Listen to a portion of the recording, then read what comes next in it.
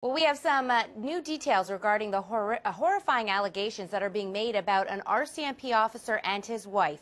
Both have been charged in a case of child abuse in Ottawa. CTV's Mirella Fernandez joins us now with more. So, Mirella, there are court appearances for the couple today. What has happened so far? Yeah, the 41-year-old RCMP officer made a very brief appearance today. Pretty much up and down. The case was put off until next week for the next time he will appear. He seemed to be quite troubled when he was in court. He had tears welling up in his eyes, and he was hanging his head quite a bit.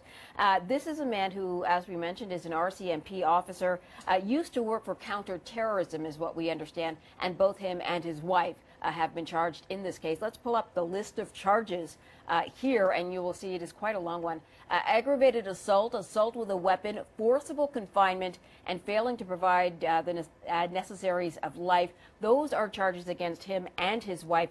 The aggravated sexual assault charge is for the RCMP officer alone, Amanda. And what do we know at this point about the victims? There is a full or a lengthy publication ban in this particular case. So we know there are multiple victims. One, we understand, was found in an Ottawa neighborhood, wandering about in the cold, then taken to hospital for treatment.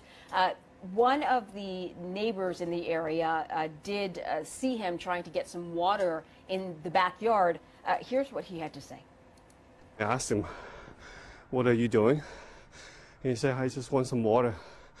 So I took his water bottle and filled it with water. How did he look? He looks like he's really like an old man. His cheeks is all sunken in too.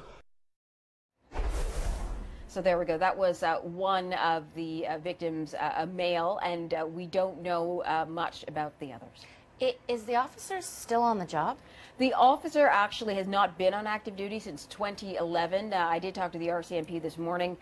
He was last on active duty in May and has this week, after this investigation brought these charges about, has been now suspended, Amanda, but with pay. And so what happens next? So we are expecting this afternoon for his wife to make an appearance. It looks like that's going to be a video appearance. And then next week, it looks like we'll have another either one or two court appearances.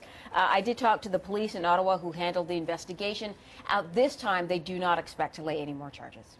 And just remind us again, what are the charges? The charges, we'll pull them back up and we'll show them to you. And the first set of charges there are for both the man and the woman: aggravated assault, assault with a weapon, forcible confinement, failing to provide the necessaries of life. And as I mentioned, the bottom one applies only to the man in this case. It's an aggravated sexual assault case. And again, the publication and ban, as you know, is because when you have a child victim, they want to protect the identity. So we can't tell you the name of the couple in an effort to protect the identities of the child or the children involved. So that's why they put in this kind of sweeping publication ban in place. Of course, CTV's Mirella Fernandez. Thanks so much, Mirella. Thank you.